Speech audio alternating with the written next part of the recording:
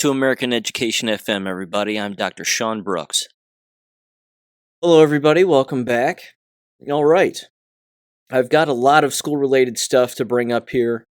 The teacher shortage continues to be remarkably rampant. Almost every single state is struggling to fill positions that are still vacant. And I also have some jab-related stuff also. But right here at the start, what I wanted to do was kind of riff a little bit on a particular trend that I'm noticing, and it sort of falls in line with some of the other social media posts, I guess, and certainly some of the, I guess I would call it hopium, but it's also a little bit of ignorance sort of mixed in and inexperience mixed in with some of these posts. And here's what I'm talking about. And it also kind of falls in line with people trying to seem as if they are ahead of the curve, and that what might look like a positive thing might not end up being a positive thing. At face value, it looks like a positive thing, but it's far more complicated. And it has to do with, again, in the last primary election that took place, again, it was either last week or the week before, where a lot of people were saying and getting very excited on social media about conservatives winning school board races. Again, a lot of posts where people are saying, yeah, we flipped our school board and, we did it. And now it's a majority conservative and we're taking our schools back and all of this stuff. Again, having worked in the business of education, it is not quite that simple. There are a variety of things, and again, I'm not dooming, I'm just bringing the facts to bear here because this is what, again, a lot of people on social media don't do. Which reminds me that I wanted to mention this, I'm not a fan of social media, never have been, and I'm still not. It reminds me of middle school and high school behavior in that a lot of the people who are deemed as being more popular or having more followers or this, that, or the other, that doesn't make them right. In fact, in many cases, they're dead wrong on countless issues. They just are inaccurate.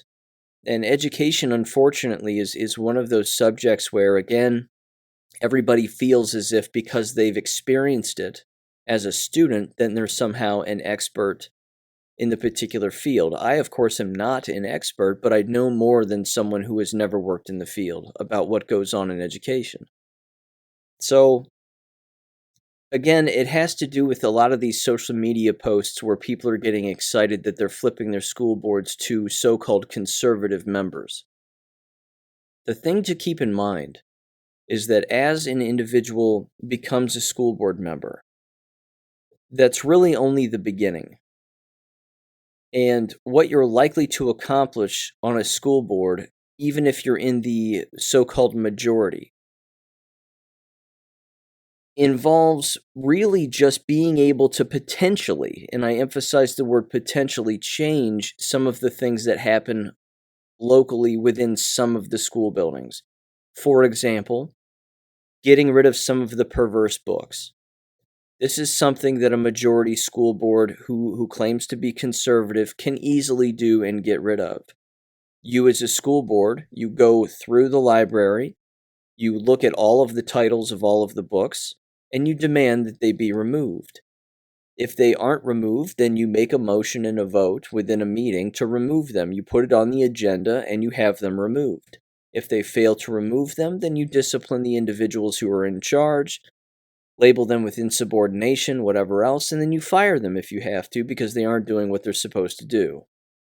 That's one example of one move that a school board can make without state intervention. The state doesn't need to exist regarding most of that. They don't have to get involved, is my point. Here's where the rubber meets the road, and this is the real problem. The problem is that just because people believe that a school board is seemingly a majority conservative, it does not mean that the pillars and the foundation of the entire corrupt system are really going to change at all. They're not. the very position of a school board, as you've heard me say, implies that you're still going along with the same corrupt system as before. What really needs to change is what goes on at the state level within state government. Because if the laws aren't changed there, then it doesn't matter what you do as a school board official or at the local level. It's really not going to matter. The crux of the issues have to do with insufficient curriculum that is untrue, dishonest, or just blatant lies. All of the materials that are used for said curriculum.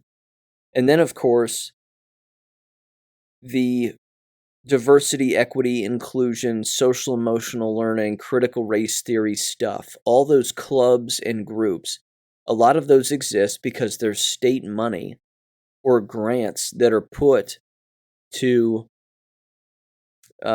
basically prop those organizations and those people up in order to exist within a local school district. Now, a local school district, again, is a majority school board that claims to be conservative. They can attempt to eliminate all of those positions and those people. That we're no longer going to have social emotional learning. We're no longer going to have these particular groups that are led by adults who get paid to implement this nonsense. I mean, you can do your best to get rid of it. Here's again, this is the problem. This is, again, where the rubber meets the road, is if it's state law, you still have to implement it.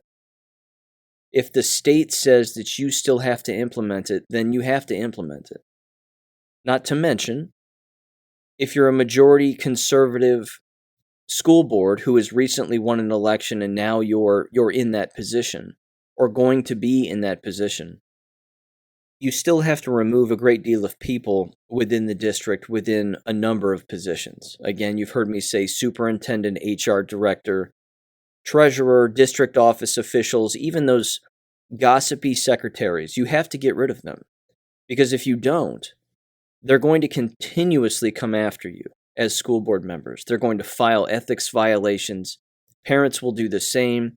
So it doesn't mean that just because an elected official now has taken over a position, again, that is seemingly a good move in the eyes of novices who would look at this and say, well, we're taking our schools back and our kids are going to get the real education that they need. That's not going to happen. That isn't going to happen. What is far more likely to occur, if everybody has their heads on straight and the incoming school board members have an agenda, and that agenda is hopefully a positive one, is they're all going to be voting on the same things at the same time and slowly working their way into removing what they can remove and doing what's within their power. Beyond that, if it's state law, it's state law, and you have to follow it. Again, if the DEI and SEL and all that other nonsense is state law, or it's written into the State Department of Education standards in some way, you have to follow them. There's nothing you can do about that. You can do your best to lie, I suppose. You could fill it out on paperwork and say that you have it when in fact you don't. But someone's going to notice that you don't have it when you say that you do. And then that's when they're going to report you to an ethics commission for violating Department of Education regulations or whatever it may be. My whole take on it is this: I don't support continuously propping up the very foundation of the corrupt system that we've all been complaining about now for a very long time, and commenting on and analyzing for a very long time. So this is part of the naivete that exists within social media. Is, again, certain organizations like the 1776 Project and all these other groups are saying, yeah, we turned these school boards conservative. Way to go, Texas. Way to go, Florida. Whatever else. It doesn't mean anything. And I'm not raining on a parade here. I'm just saying that it doesn't mean a whole lot unless, again, those individuals understand what they can control and what they cannot control. The state government is ultimately the biggest problem. And infiltrating state government is remarkably hard. It's a hard thing to do.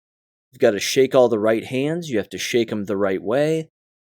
People have to know who you are. It's remarkably corrupt. But until laws are changed and eliminated and completely abolished at the state level, then you're never really going to get the kind of results that you want to get at the local level. I'd go so far as to say that it's kind of the illusion of success. It's the illusion of a victory. And again, I'm not saying that some good things can't occur. They certainly can. Like I said, a school board has the ability to get rid of a superintendent. You have the ability to set up administrators to fail. And that right there, again, takes a great deal of knowledge, and it takes a certain kind of person in order to try to get a corrupt or bad or unethical or immoral administrator or even teacher out of your school district. Is you have to know how to set them up so that they fail. It's a very nefarious strategy, but it's one that works.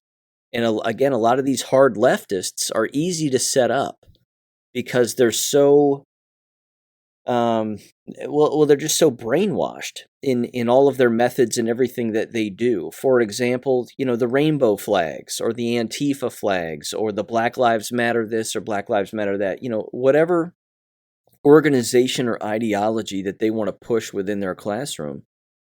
You simply, again, and school boards are doing this, which is good. This is something that's happening nationwide, but they're putting out memos. These conservative majority school boards are putting out memos that are saying you need to get rid of this ideology. You need to get rid of the symbolism, the visual artifacts, so to speak. They aren't going to exist in our school anymore, and you need to get rid of them. The hardened leftists are going to scream, yell, and shout and resist because that's what they've been taught within their teacher education programs.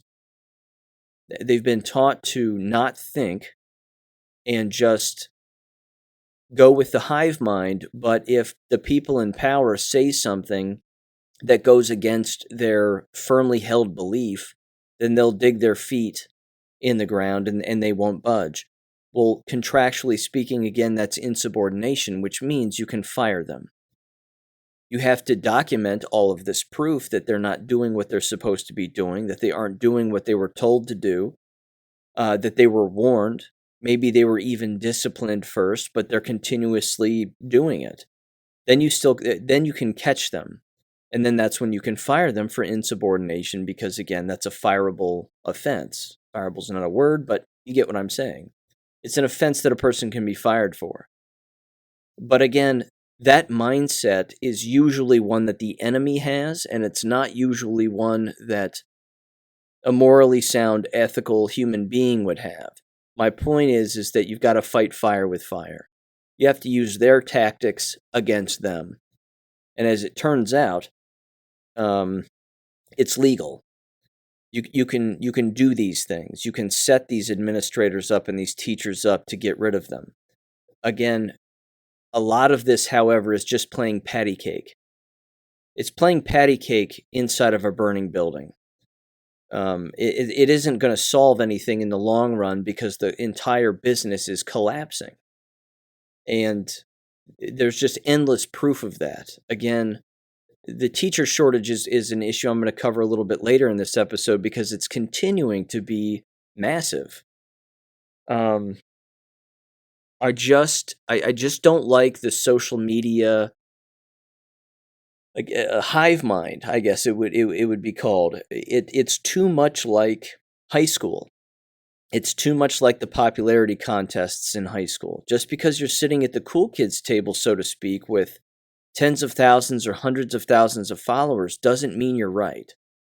And when everybody again is jumping on this, we've taken our school boards back, they're conservative now, so all the good things are going to happen. The answer to that's no. That's not going to be the case.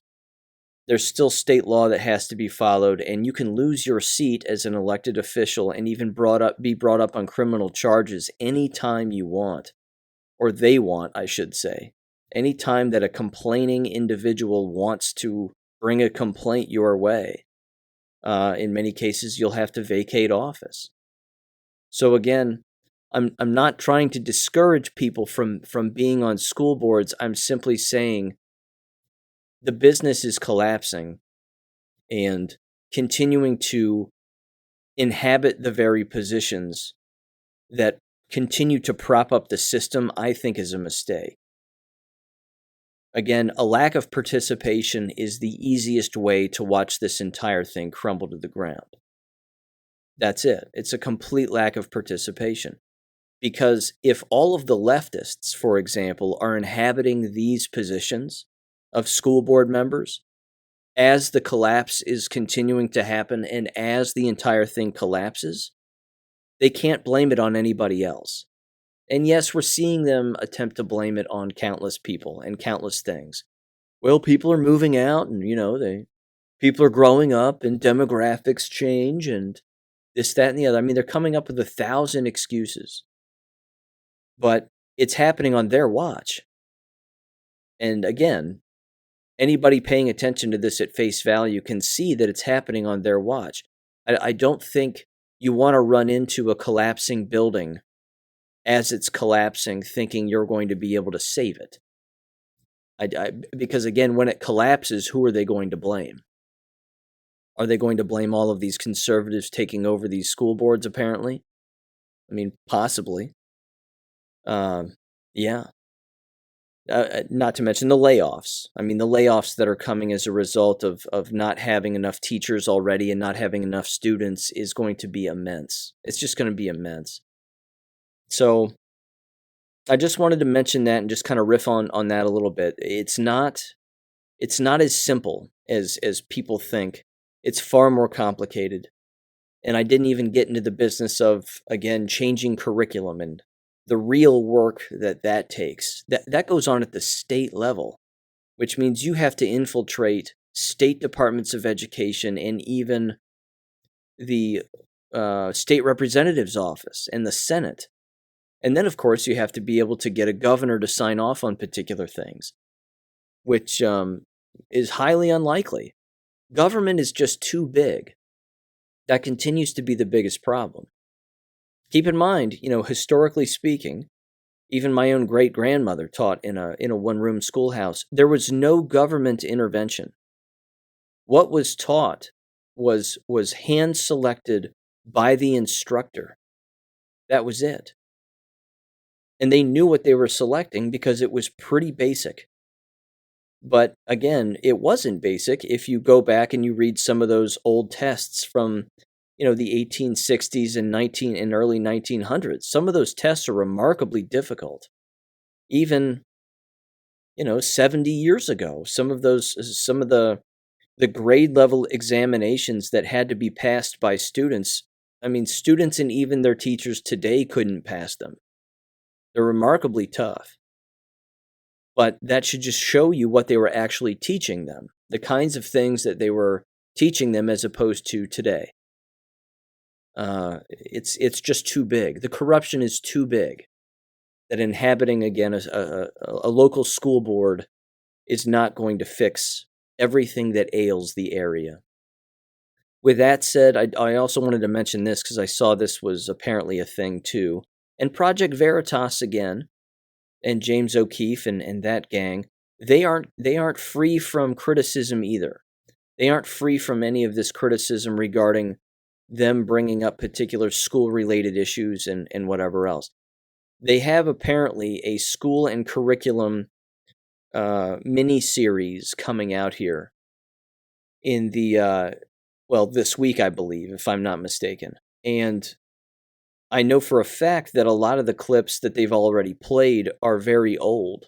They're good clips, a lot of union corruption, a lot of undercover videos of educators making fun of students. I mean, it's it's really very, again, I'm not trying to stand on some kind of a soapbox or a podium, so to speak, and basically say, well, I already know all this, so it doesn't matter.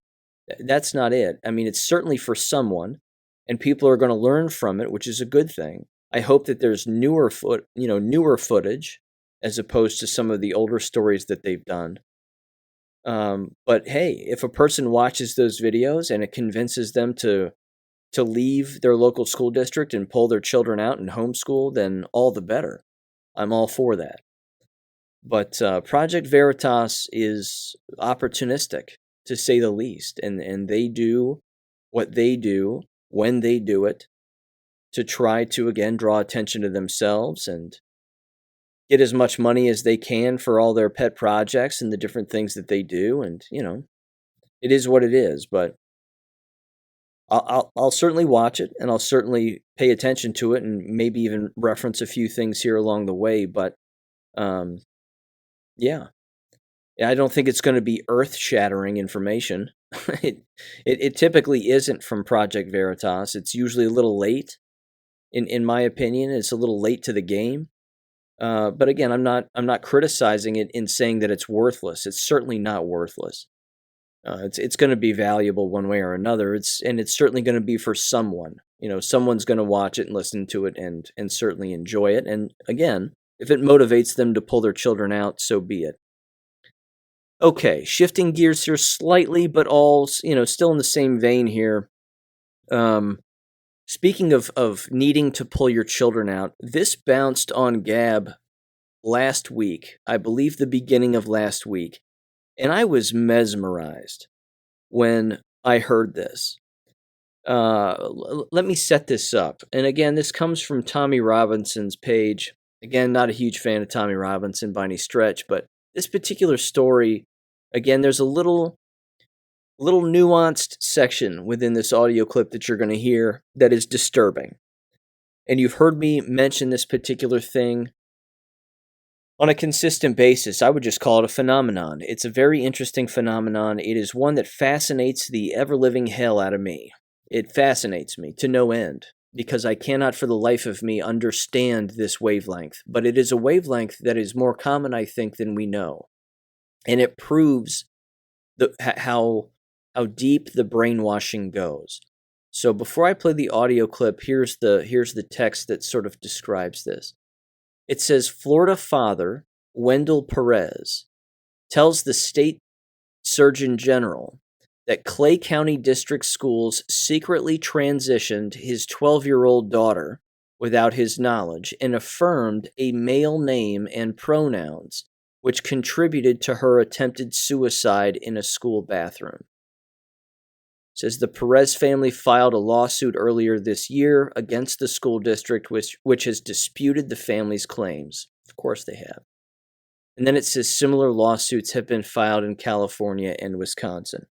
Now, when they say that the school district secretly transitioned their 12-year-old daughter, it doesn't mean that they attempted to, cut body parts off or anything like that. They were simply grooming the individual in an effort to change them mentally into a boy, which is disturbing. Now, if a school district did this with your child, and as you know, I don't have children, and I don't have to have them in order to know what I would do in this situation, you can probably come up with a pretty speedy response and a variety of things that you would and would not do ever again. I'm going to play this audio clip before I say anything else, because I want to see if you can catch the part of this dad describing this situation that is remarkably disturbing beyond the story itself. So here's that audio clip in 3, 2, 1. In January of 2022, I went to my daughter's elementary school to deal with a very sensitive incident. My daughter attempted suicide by hanging in one of the school bathrooms. My wife and I were told that by the school counselor that it happened because of an ongoing issue with her gender identity. We were in shock because Our daughter never showed any signs of questioning her biological sex. We were told that they knew about the gender issue due to meetings they were having with our daughter behind our backs. We learned that during these meetings, our daughter's confusion was affirmed and validated through the use of fictitious male names and male pronouns. Our daughter was living a double life without our consent or knowledge. She was affirmed and socially transitioned in school. Due to the nature of the incident, our daughter was Baker acted and taken away from us with minimal contact for over a week until she was released under our care. As a family, we had to pick up the pieces, clean up the mess, and start a period of painful healing. However, we decided as parents from the beginning that we were not going to affirm the dysphoria. We were not going to validate a delusion, contrary to the recommendation from some professionals in the field. We provided, actually, we did provide unconditional support with proper mental health care and non-affirming therapy to our daughter. Underlying disorders like depression and anxiety were properly treated. We removed her from the school environment and placed her in homebound. We brought her back from her confusion. She is steadfast and sure of her gender, and the suicidal ideation is gone. This semester, actually, she is ready to go back to the brick and mortar school setting. In summary, our daughter was suicidal when she was being affirmed.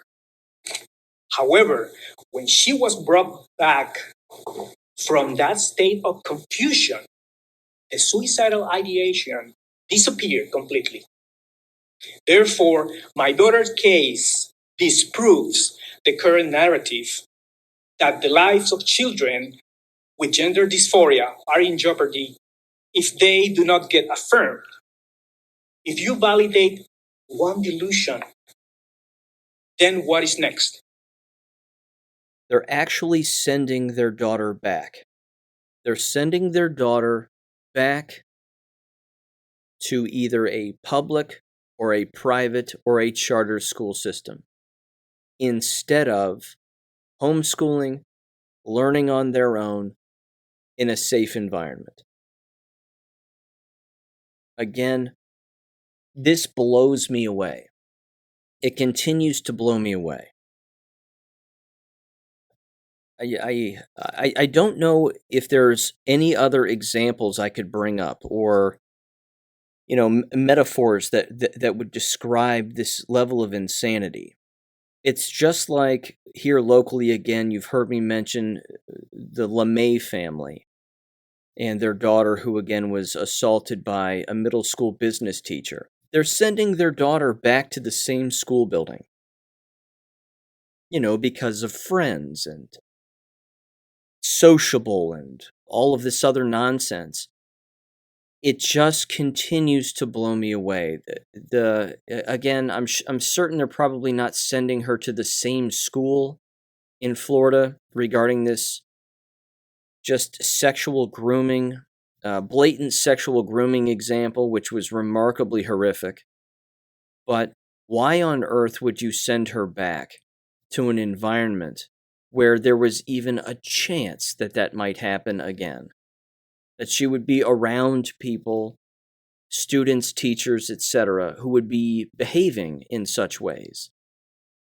Again, using the pronouns and the nicknames and dressing up like cats and all this other garbage. Why would you do that as a parent? I mean, if your child...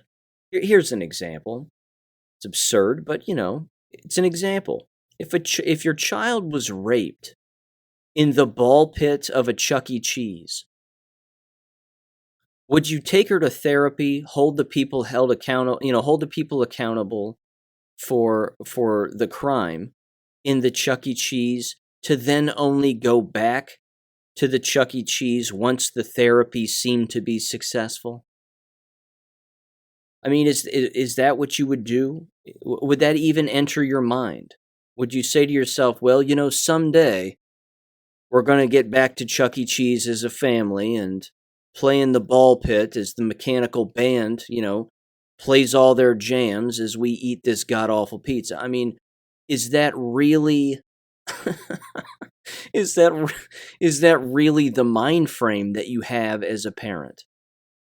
See, in my head, that's the inability of the parent to let go completely and to understand that avenue of quote unquote education, the existence of the public school apparatus, has to exist in the lives of not just the child, but the whole family. That, oh gosh, what will we do if we don't have the public school system in our lives in some way? And what you've heard me say 1,000 times, and what endless people have experienced on their own, is that when they abandon permanently the K-12 apparatus as we know it, their lives get better. They become healthier human beings, healthier families, they communicate more, they enjoy life more, they learn more. The benefits are endless, too many to even list. But don't worry, in this case, after attempting to hang themselves in the bathroom of a school because of gender confusion brought about by brainwashing among school employees and the entire environment itself along with their peers, we're finally ready to take our daughter back to the brick and mortar institutions that we so know and love. It blows me away. I'm at an absolute loss. You just can't fix that. You cannot fix that. If I was raped in the ball pit of a Chuck E. Cheese, you couldn't get me in the parking lot of a Chuck E. Cheese. It's pretty simple. I mean, I'm not going to go, you know what I want to do on my birthday? I mean, it wouldn't even be a suggestion. And I would do whatever I'd have to do, of course, to not even make it a thought. But, yeah. I don't get it. I just don't get it.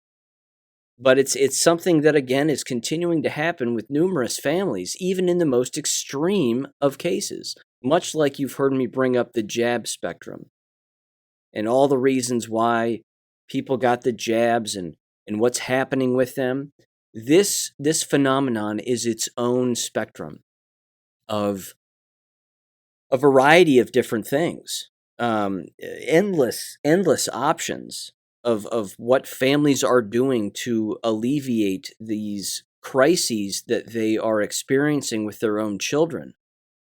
And unfortunately, one of the notches in that spectrum is, well, let's just send them back. Because if we just send them back to the same abusive environment, things will be okay. They will not be okay. And I don't think, really, that there's anything therapeutic about revisiting that environment. I know that there are probably some psychologists and psychiatrists that would say, well, it's closure. You're returning to the same abusive environment because now you can handle it and you know what to look for, and you don't need to avoid it your whole life. So now it's closure. I'm sorry. We don't stay in school our whole lives. So there's no reason to send them back after they've been abused in such an environment, certainly with such an extreme method, in such an extreme way. I don't get it. I don't get it. But that's just me. I could be wrong. Now, shifting gears slightly here, although not too far, certainly contributing to the teacher shortage that we are all experiencing and certainly hearing about. There was 2 conflicting stories, and I put this out on Gab, sort of just making its own meme, because sometimes the memes make themselves. And it was 2 conflicting stories of the teacher shortage. One was from The Atlantic, that publication, and the other was from the Washington Post. And The Atlantic was titled something like, "There is no teacher shortage, relax." That was it. Long, ridiculous article basically saying teacher shortages aren't new, there's no new teacher shortage, the numbers don't match, blah, blah, blah. And then one from the Washington Post that said there is a nationwide massive teacher shortage. So which is it? And this again is something that exists among the left on a consistent basis that I just love, because the snake eats its own tail all the time. The enemy can't even get on the same page about what's really going on in the world. They can't. This right here too shows and continues to show the brazen behavior of the left as well. In particular, the illegal behavior, and then ultimately, thank God, a judge ended up shutting this down. But the mayor of D.C., Muriel Bowser, who is by all stretch of the imagination a accessory to murder regarding Seth Rich. This is from the Federalist, but it's titled "DC Schools Enrolls Illegal Immigrants While Kicking Black Students to the Curb for Refusing COVID Jab." So she tried to impose a federal mandate for jabs for federal workers and students, I believe. And a judge has since eliminated that and said, you can't do that. So that's not happening anymore. However, enrolling illegal immigrants is certainly something that is happening. Illegal immigrant students, what they're also doing, and by they I mean the nationwide education apparatus, they are quite literally hiring illegal teachers, foreign illegal teachers. This is something, again, that is both not new, but something that is ramping up, even among those like Glenn Youngkin, the alleged conservative governor in Virginia. And I have an audio clip that I'd rather just play right now because it kind of cuts right to the chase. And again, they even say it in this particular news story and news audio that these are Band-Aids on a much larger problem.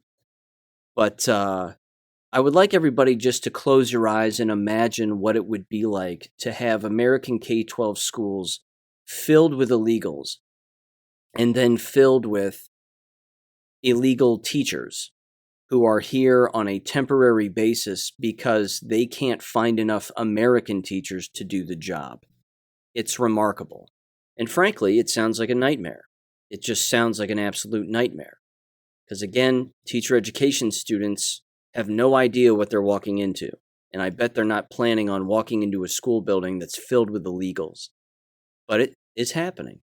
And it's happening all over the nation. So, this audio clip comes from WRIC.com,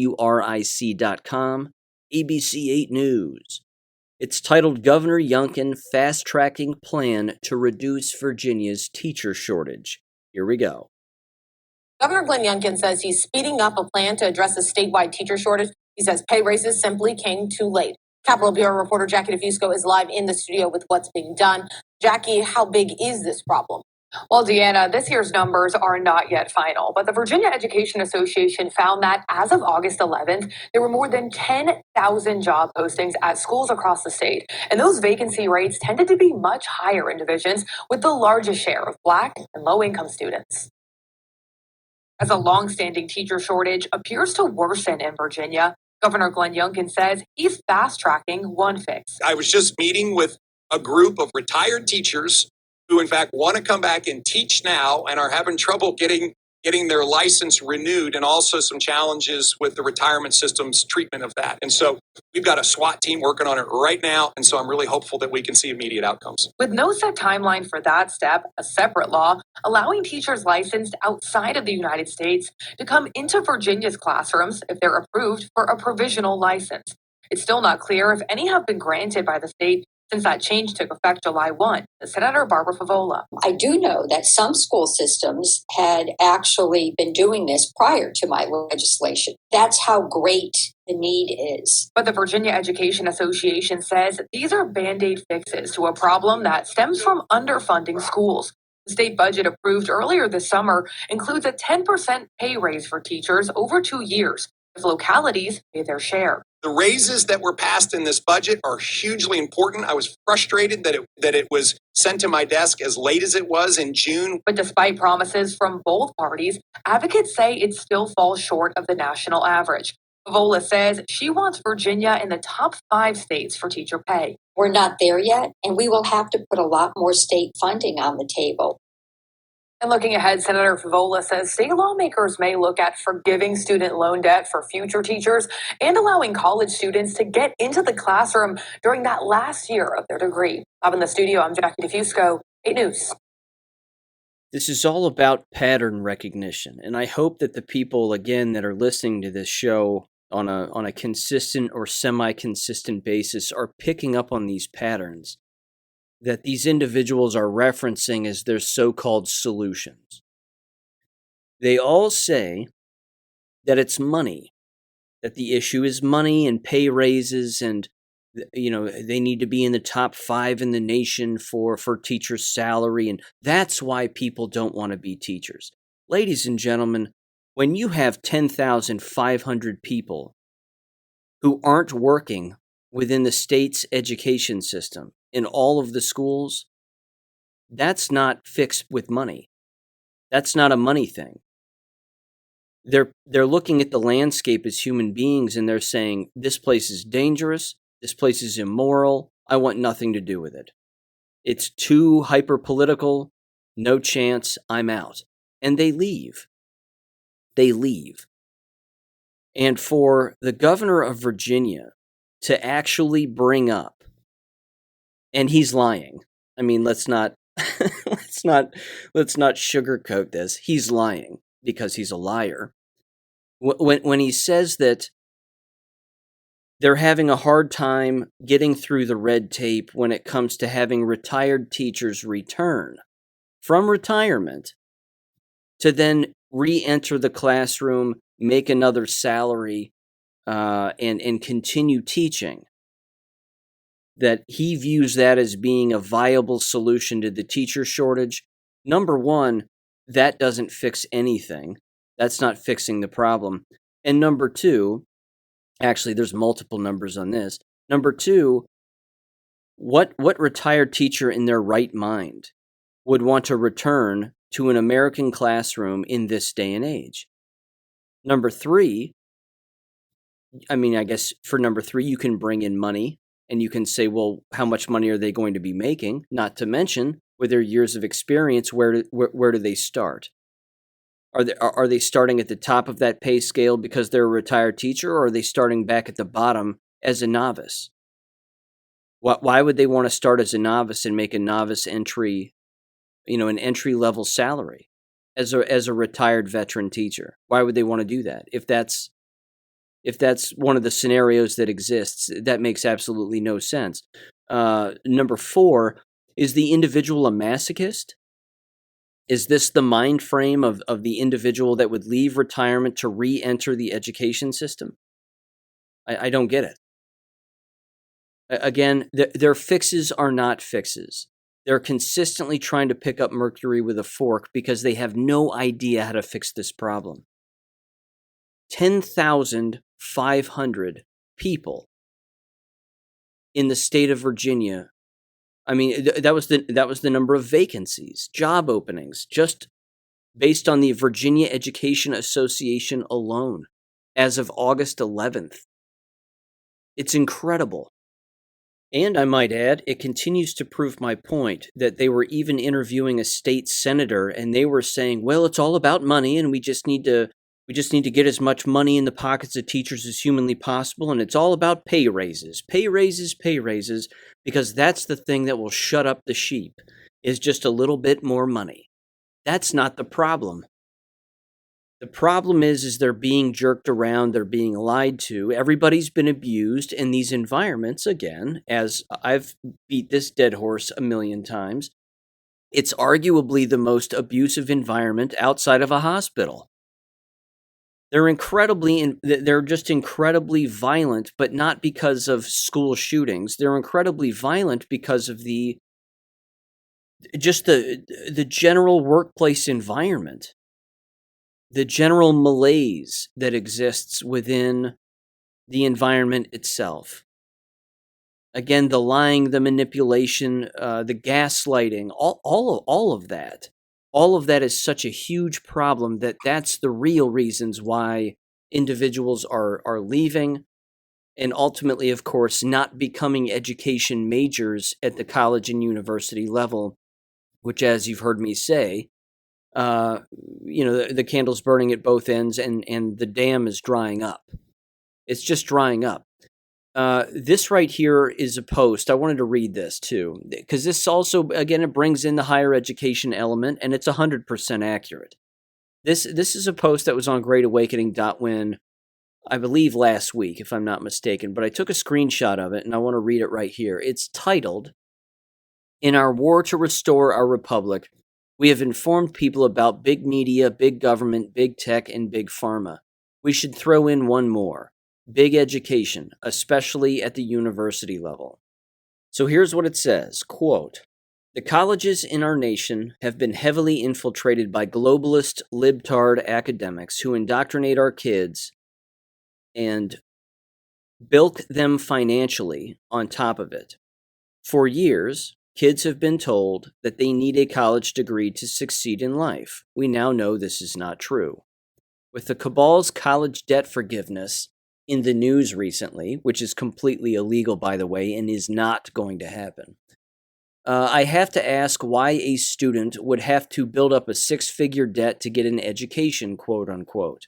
The universities across this nation are overcharging for their services, quote unquote.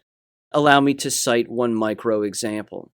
The University of Akron, my alma mater, currently charges $1,500 for a Calculus 1 class that meets 4 days a week for 15 weeks, with an exam in the 16th week. For those of you who took calculus, it only goes through derivatives and finishes with related rates. In addition to the $1,500, the students are charged a student fee that goes to other areas. I do not know how much that is now. A single Calculus 1 class is limited to 32 students, but they offer up to 8 different sections if needed. The class is considered a low-level class in the math department and is taught by a part-time instructor who is usually a retiree from one of the local school districts. The instructor, who usually teaches only one of the sections, gets paid $12,000 for 4 hours a week for the full semester. Now do the arithmetic. One class of 32 students, $1,500 per student plus student fees, comes to $48,000. The instructor is paid $12,000, which means the university pockets $36,000 plus student fees for each section of this course. Now imagine this over all the courses they offer in one semester. The full-time professors in the math department make about the same as high seniority teachers in neighboring school districts, which is about $50,000 to $90,000 per year. And they teach the 400 level and grad level courses that charge more. Akron is not a high prestige university, but they rake in this kind of money each semester. Imagine what other colleges and universities rake in.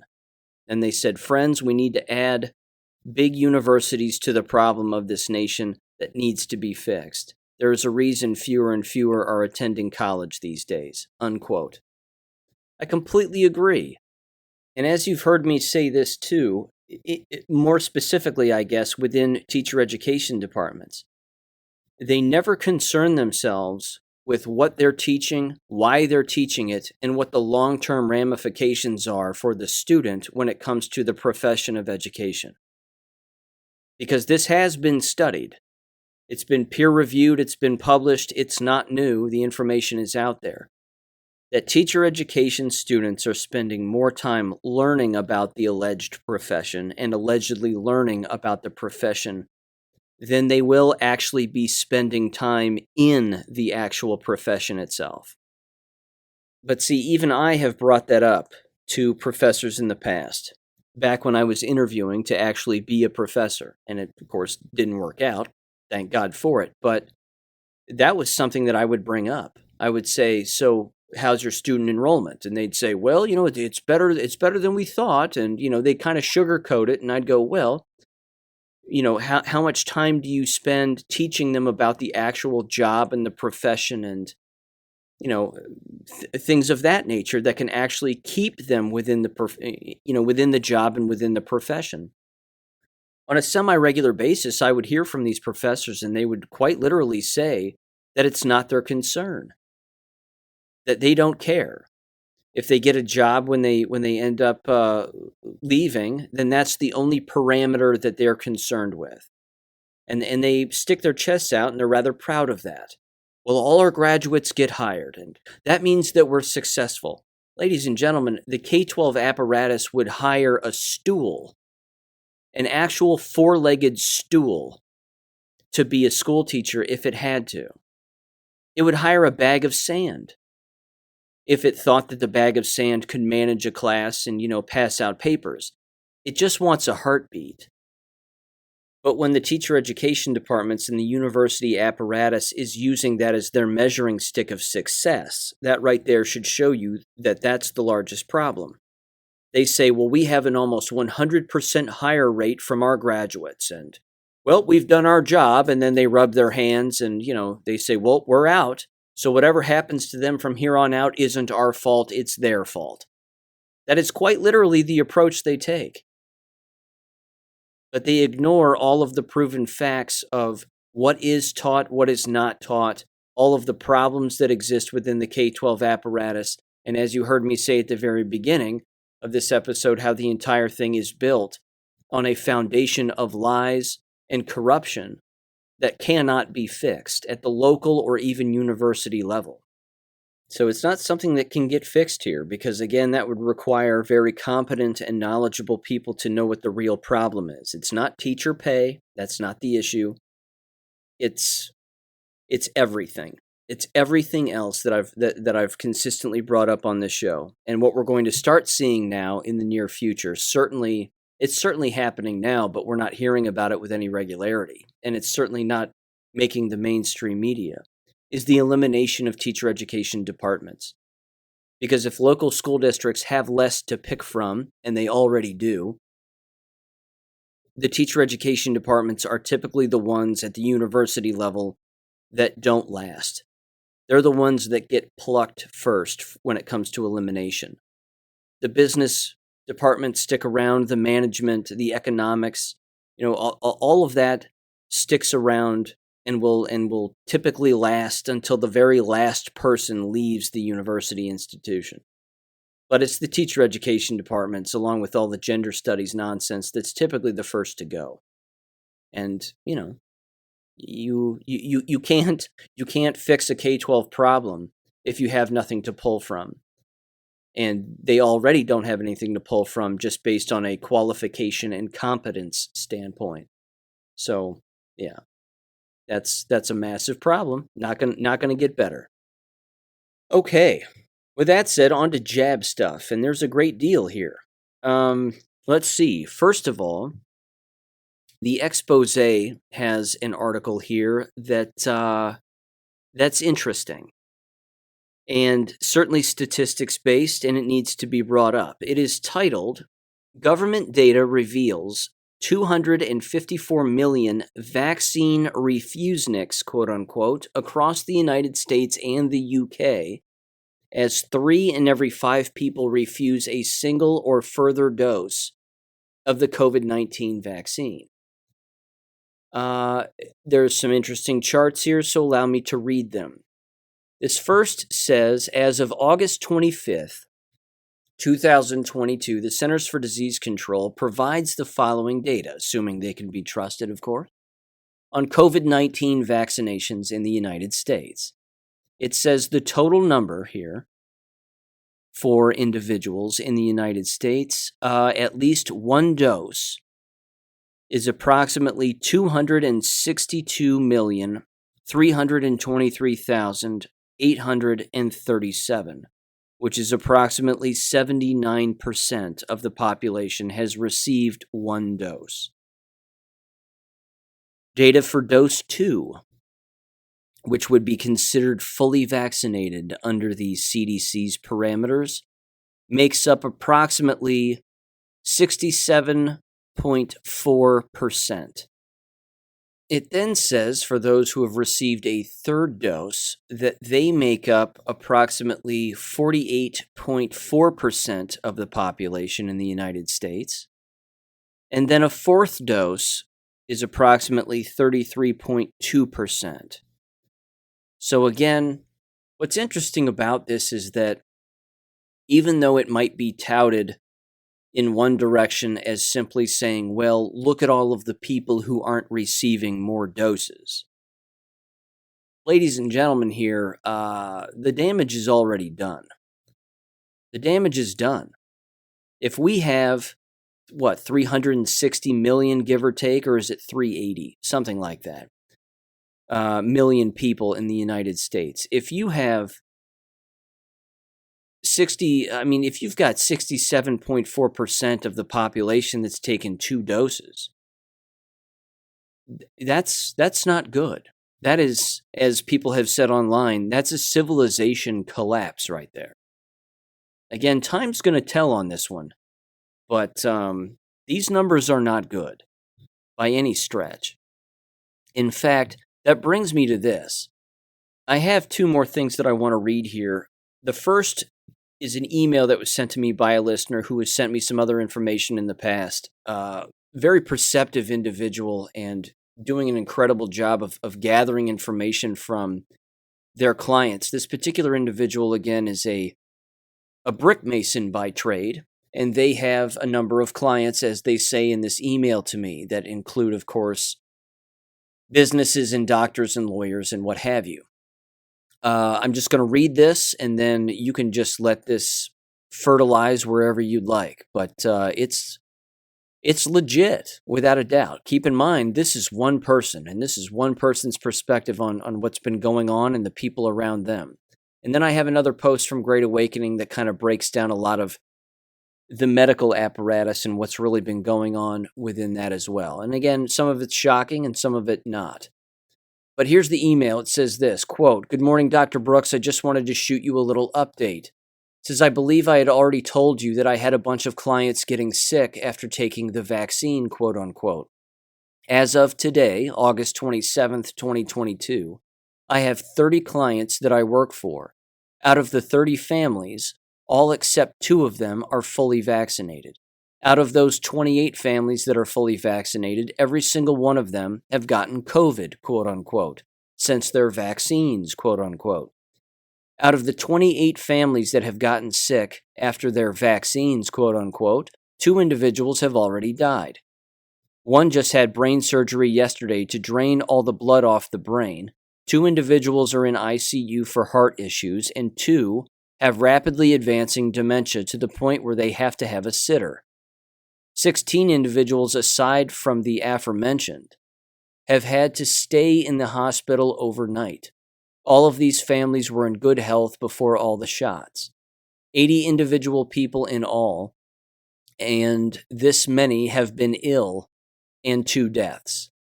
That seems like a pretty high percentage of illness or death just from the shot. I talked to every one of these people before they ever got their first shot, and only a couple listened to me. It's very difficult being a brick mason and trying to give medical advice to lawyers, doctors, and engineers. Just wanted to give you a little update from Alabama. Keep up the good work, Dr. Brooks. You're doing a great job. Well, thank you. And that's horrific. But yeah, you see that right there almost begs the question, are we writing down lists of the people that we know who have taken these shots and then sort of keeping tabs and notes just around our circles of influence, so to speak, or again, the people that we're working with or family members or the people that we're around? That's interesting data to collect. and remarkably valuable. Again, just within this person's circle of influence, so to speak, that's a very high number. So this is something that everybody's just going to have to keep paying attention to, I think, and keep tabs on it. And again, if you want to send me these kinds of emails and give me updates in this in this particular vein of information, I'm all for it, 100%. Always worth reporting on, I think. This next thing too is something that's occurring, which I'm glad for. It's finally occurring, and it needs to. I hope that actual peer-reviewed studies like this are done with more regularity, and they don't hide the real reasons and the truth. But this one comes from Germany, and it's titled, "Why Do People Consent to Receiving SARS-CoV-2 Vaccinations? A Representative Survey in Germany." And I'm just going to read you the abstract here. There's 5 authors to this, and it says the following, quote, "Objective. To answer the question, why do people consent to being vaccinated with novel vaccines against SARS-CoV-2? It was a representative study of an online panel with 1,032 respondents of the general German population. It says a representative survey among German citizens in November and December of 2021 that resulted in the 1,032 complete responses on vaccination status, socio-demographic parameters, and opinions about the COVID-19 situation. Results. Almost 83% of the respondents were vaccinated. The major motivation was fear of medical consequences of an infection and the wish to lead a normal life again. The major motivation to be not vaccinated was the fear of side effects and skepticism about long-term effectiveness and safety. 16% of vaccinated respondents reported some serious side effects, while more than 30% reported health improvements, mostly due to the relief of psychological stress and social reintegration. Oh my. Wow. Are they going to regret that? This study needs a follow-up study already. It says we also validated a Corona Orthodoxy score, COS, consisting of 7 items reflecting opinions on COVID-19. The scale is reliable, alpha equals 0.76, and unidimensional. The COVID Orthodoxy score was a highly significant predictor of vaccination status and readiness to be vaccinated in a multivariable logistic regression model. Those who were vaccinated were more likely to live in smaller households, had a higher income, a higher COS score, and used less alternative media and scientific publications as information sources. Conclusions. The major motives for being vaccinated are fear of medical symptoms and the wish to lead a normal life. Those not wanting to be vaccinated cite a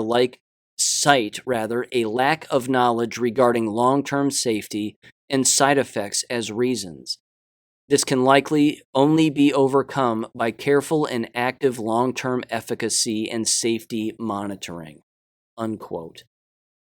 And that was, again, 6+ months ago. I mean, yikes. These studies need follow-up studies. I bet if you found those people again, of course, now you're talking about a longitudinal study, but you find those individuals again, ask them the same questions and see if their opinions have changed. I wonder if you could even get a hold of all 1,000 plus participants, assuming again that they're alive, which they probably aren't. I don't know. That's interesting stuff, though. That's the kind of, again, these are the kinds of studies that are not existing within the field of education. I mean, they're just not. The same is true, again, with the nursing business and the medical, the entire medical profession. These are the kinds of studies that need to exist even in the Journal of School Violence and any violence-related journal and workplace bullying-related journal. Again, why did you get it? Because I was going to lose my job, because I was being coerced and forced to get it, and I was constantly being pressured in the workplace and XYZ. The lists as to why people got these jabs, as you've heard me say, are endless. They exist on an endless spectrum, but it's all based on a lie, which is really the most horrific part of the entire thing, because coercion is just that. It's a lie, and it has to be. And this is going to be the last thing here, which again directly ties right into the health profession and what these health professionals have been seeing. And this comes from a Steve Kirsch Substack from last week, but it's a number of bullet points that someone summarized, and I wanted to read this because it really is fascinating stuff.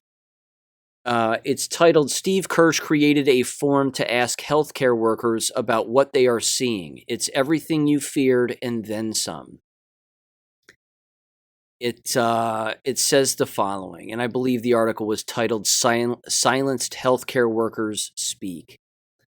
And again, you can look that up on his Substack if you're interested. It says the following. Number 1, they are afraid to come out publicly due to intimidation tactics such as loss of job and or license to practice medicine. Number 2, unvaccinated healthcare workers are extremely upset with the medical community. They feel they have been treated unfairly. That's an understatement. Number 3, it is the vaccinated workers who are getting sick with COVID, but it is the unvaccinated who are punished with constant testing restrictions and threats of losing their jobs. 4, the COVID shots are a disaster. Even for the elderly, which is supposed to be the most compelling use case, death rates in elderly homes went up by a factor of 5 after the shots rolled out. Each time the shots are given, the deaths spike. Nobody is talking publicly about this. It's not allowed. Number 5, doctors are seeing rates of injury and death increase dramatically in all ages of people. The injuries are only happening to the vaccinated. There is no doubt that this is happening, but many doctors have so much cognitive dissonance that they don't see it. 6, one nurse with 23 years of experience says she's never heard of anyone under 20 dying from cardiac issues until the vaccines rolled out. Now she knows of around 30 stories. 7, quote, I've been a nurse for 36 years. I have never witnessed people in their 20s and 30s having strokes, atrial fibrillation, cardiomyopathies until the COVID vaccines. I work in cardiology. When I mention that someone should look at the vaccines as a possible reason, I am immediately silenced and told it is not from the vaccine, quote unquote. Number 8, doctors are recording vaccination status in the medical records so that all the deaths are attributed to the unvaccinated. Bastards. Number 9, doctors are deliberately ignoring the possibility that the vaccines could be the cause of all the elevated events. The events are simply all unexplained. Number 10, many doctors have either quit or will quit. Number 11, some doctors and nurses at top institutions such as Mass General Hospital have falsified vaccine cards. They publicly toe the line and encourage their patients to take the shot, knowing full well it is deadly. They value their job more than the lives of their patients. The important thing is they are risking 10 years in jail for doing this. These highly respected medical workers are telling the world that these COVID shots are so dangerous that they are willing to risk 10 years in prison to avoid taking the shot. That's the message America needs to hear. And if Biden were an honest president, he would call for full amnesty and protection from retaliation from all these cases if people admitted publicly they did this. He'd be amazed at the number of responses he'd get. But he won't do that because it would be too embarrassing for his administration. Number 12, things don't seem to be getting any better. Number 13, the medical examiners all over the world are not doing the proper tests during an autopsy to detect a vaccine-related death. Without doing the necessary tests, it is very hard to make an association. There isn't a single guidance, quote-unquote, document. from any medical authority anywhere in the world to do these tests on people who die within 3 months of their last COVID vaccination. This is why no associations are found. They aren't looking, and it's deliberate. The mainstream press doesn't call them out on this either. And 14, doctors are being forced to take other vaccines so the hospital can meet their quota. This was admitted to them. Unquote. It is remarkably incredible, is it not? It's just incredible. Again, one of the things that I'm going to do throughout the course of this upcoming fall and certainly the winter time is do my best to make weekly passes, at least maybe twice a week, past the local hospital here and just see what's going on, because you can look right into the emergency room from the parking lot. You don't even have to walk into the building, and just gauge the number of individuals that are sitting around inside of the waiting rooms of these hospitals. I'm in complete agreement with all of those bullet points of what's actually going on. Again, it's this kind of information that has to continuously be gathered. And it's not about getting frustrated that we can't get it to the mainstream media so that they can tell the masses. The mainstream media is in on this hoax. They're in on this lie. And they're going to continue to perpetuate it.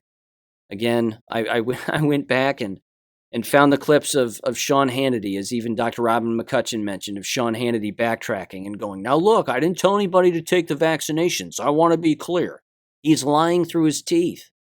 Because the audio clips that exist and the video that exists of him saying, I trust the science of vaccinations, well, that's a direct implication that people should take them. There's just absolutely no better time, I don't think, to be able to gather serious information like this. And then, of course, continuously bring it to as many people as humanly possible. Because not every peer-reviewed journal, of course, is going to ever publish any of this. They just aren't. That's why we need the Substacks out there publishing this kind of stuff, and the eyeball tests and the things that are going on in our areas. All of this is, as you've heard me say, is qualitative reasoning and analysis. This is remarkably important content. So again, if you're out there and you're listening to this, and you have stories like that or like this that are going on, please email me. And I'll read them right here on the show, because people have to learn about this as it's continuously happening. As painful as it is, it's just something that has to continuously be brought up. So with that said, ladies and gentlemen, I'll catch you on Wednesday. Take care. Thank you for listening to American Education FM. Make sure and check out AmericanEducationFM.com for more information. Take care and God bless.